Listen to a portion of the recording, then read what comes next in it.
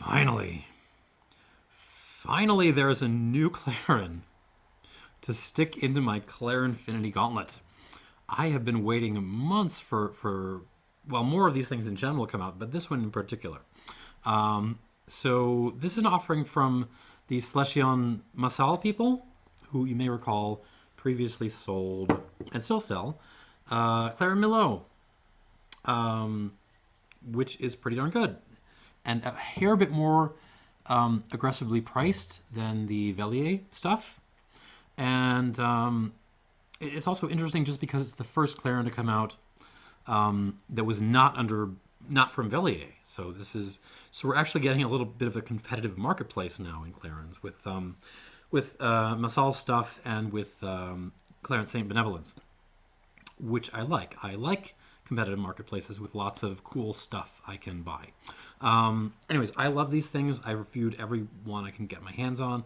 The aged ones can be a little uneven, but the unaged ones are, they're never anything less than fun. So they're absolutely worth your time.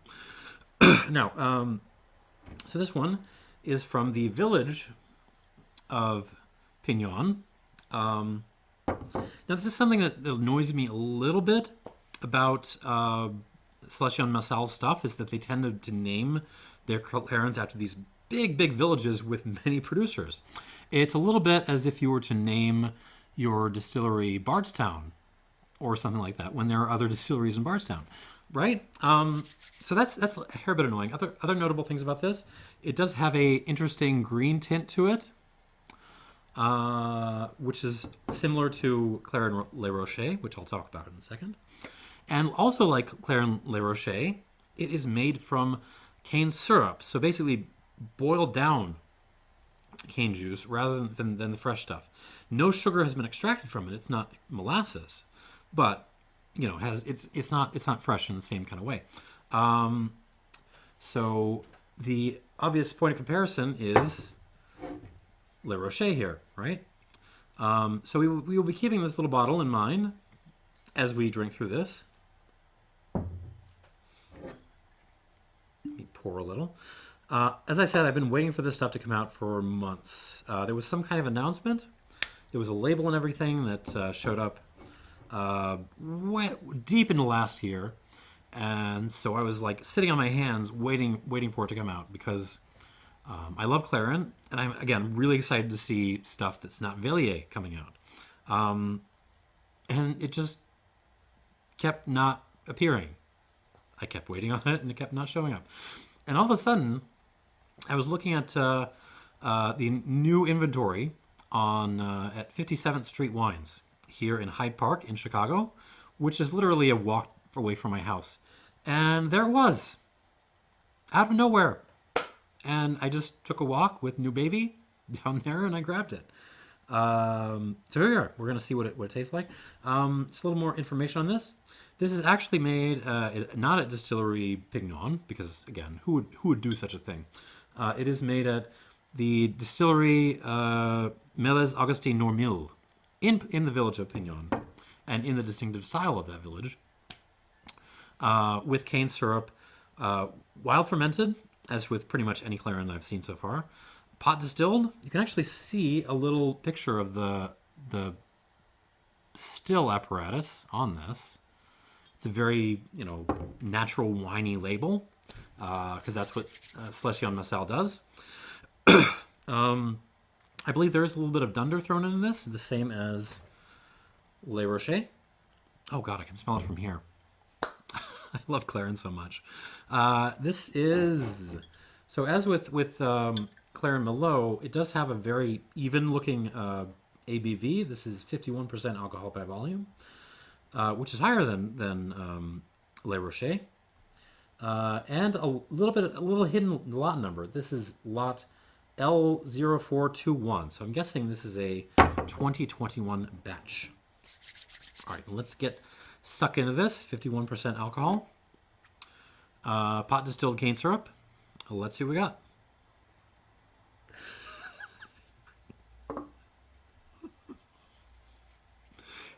These will never cease to make me laugh. They're just delightful. Okay, so the leading note I get, which might be a little scary to some, is actually like birthday cake. Not like bad birthday cake, like you get in like industrial column distilled rum. This smells like the best birthday cake you could possibly get. Like you went up to the Loop here in Chicago to one of the really expensive bakeries, and you forked over $100 plus to have them make a birthday cake from the most gorgeous, perfect ingredients you could possibly find. It's really good birthday cake. The thing is, as you were talking to them and making your order, they asked, "Okay, we're gonna make you your birthday cake. Is there any sort of addition you would like to throw into there? Would you like some chocolate shavings, maybe? Would you like some fruit, some strawberries or something like that?" And you immediately said, "No, I want olives and I want anchovies." So what you're getting on the nose of this is the best possible artisanal olive and anchovy birthday cake. And I completely love it. Also in the background, and sometimes when I've opened this bottle, this is very moody, like most Clairins, which is fun, part of the fun. I have gotten a very overwhelming pepperoni pizza note. So like tomatoes and like yeasty bread and yeah, like sausage meat. And it's still there even now, but it's not as pronounced as it is sometimes. This is one you have to babysit a little bit because it's a little bit moody. Yeah, pepperoni pizza, seawater, tons of seawater, more olives, fennel, some just wet rocks in there, lots of wet rocks.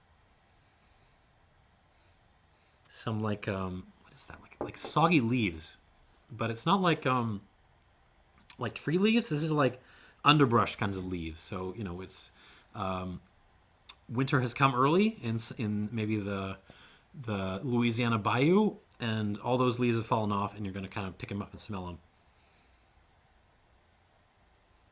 It's extremely weird and wild, and it smells like nothing else on this earth, and I love it.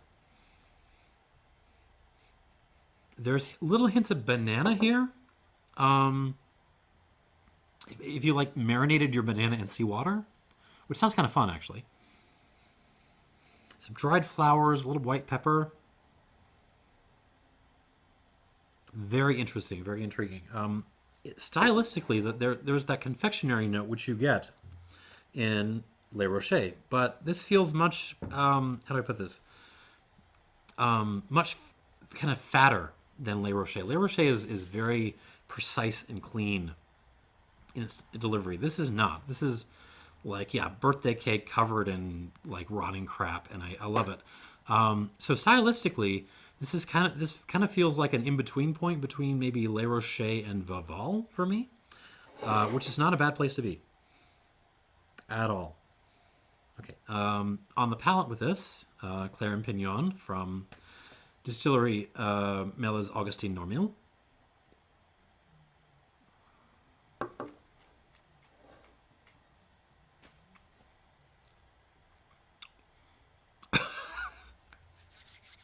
Oh heavens, this is fun. So arrives on cane syrup, like you just bought yourself a bottle of Steen's, and you're gonna kind of chug it.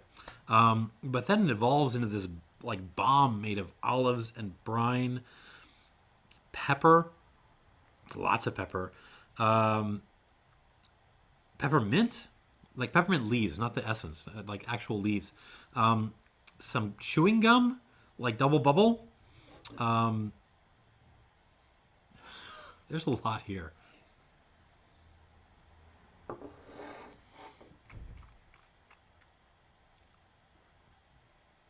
Yeah. Oh. There's a little yellow bell pepper. You got a little yellow bell pepper, some pyrazines on Le Rocher too.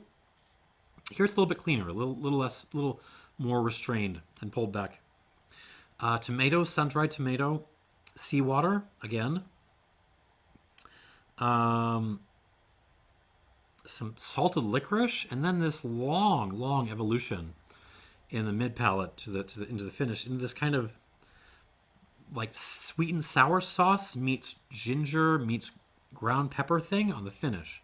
Bonkers and very good. Very, very good.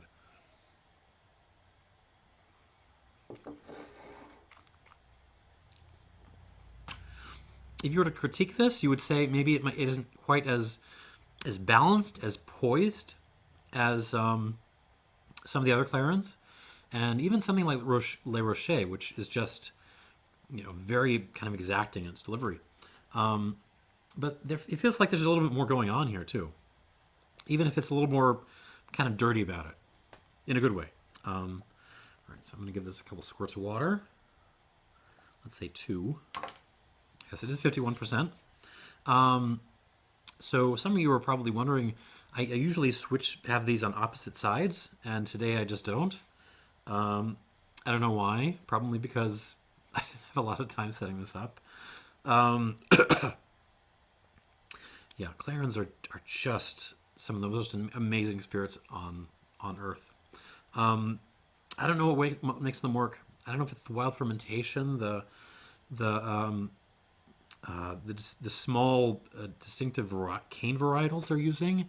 I don't know what is happening with these to make them so darn good, but in general, if you've got $40 to $50, and you like just really weird, really good spirits, like you cannot afford to pass up looking at these things. Even though I don't think this is my favorite example of a bunch, I do like it more than the Clairin Merlot, though. I think there's again more going on. All right, trying this again with a little bit of a rest and water.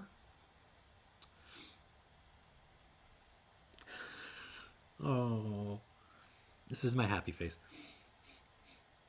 Yeah, we're talking fermented leafy tomato sauce heaven. For lack of the confectionery notes, the cake thing kind of recedes a little bit. It's still there, but it's more in the background. You're sort of getting more herbaceousness, more green notes, more tomato stuff, some paprika. Actually, a lot of paprika. So you're going to mix your standard store-bought paprika with some spicy Hungarian paprika. And it's a little bit more just briny and herbaceous. The olives are singing. The anchovies are singing. Singular and just really darn good. Yeah. One of those noses I never get tired of nosing. All right, on the palate though,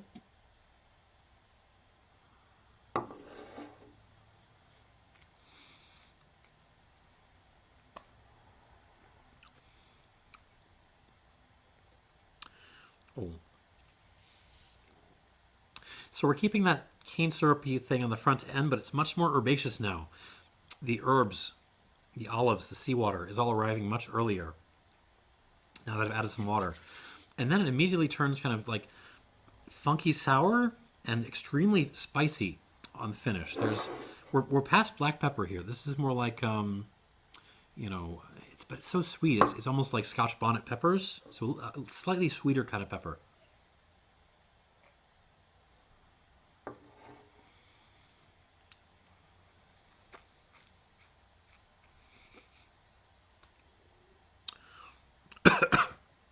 There's like what is that? There's like a funky, almost grainy note to this. You know what it reminds me of? I've used this before. Malt liquor. This reminds me a little bit of, what is this? It's not really on the nose, but on the palate it's there.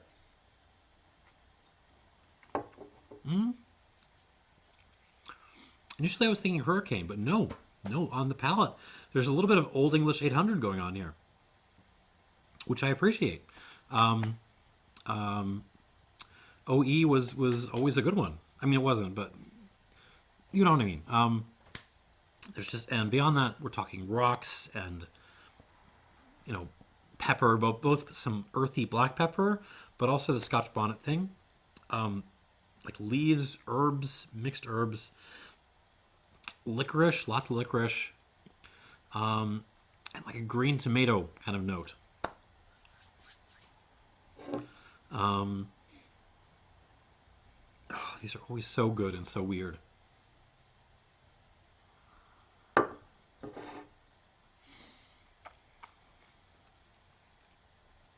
The hard thing for me is, do I like this more than Le Rocher, and how much? Initially, when I opened this, I didn't. It was just a little bit too much pepperoni pizza going on. But now that it's got a little bit of air going on, it's cleaned up. It's kind of cleaned up its act a little bit, which is a strange thing to say for something with Old English 800 on the palate, but that's what's happening. So now I think that it is actually surpassing Le Rocher for me. I'm going to give this a good solid 88 points. Let me try this one more time just to make sure.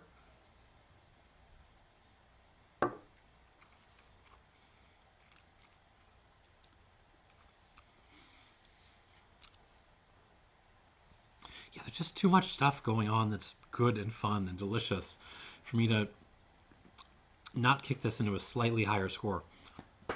Which is not to say I dislike Le Rocher. And so I should say, in the current situation of Clairin nerds, there seem to be two teams. There's like Team Le Rocher and Team Sajus. I am firmly on Team Sajus, so take everything I'm saying right now with a grain of salt. In fact, I would understand if you wanted to close this video right now and just wait for reviews from someone who thought Le Rocher was the best thing in the history of ever.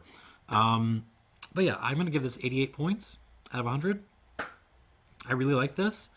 Well done to the producers, and well done to Masal for bringing this in. More like this, please.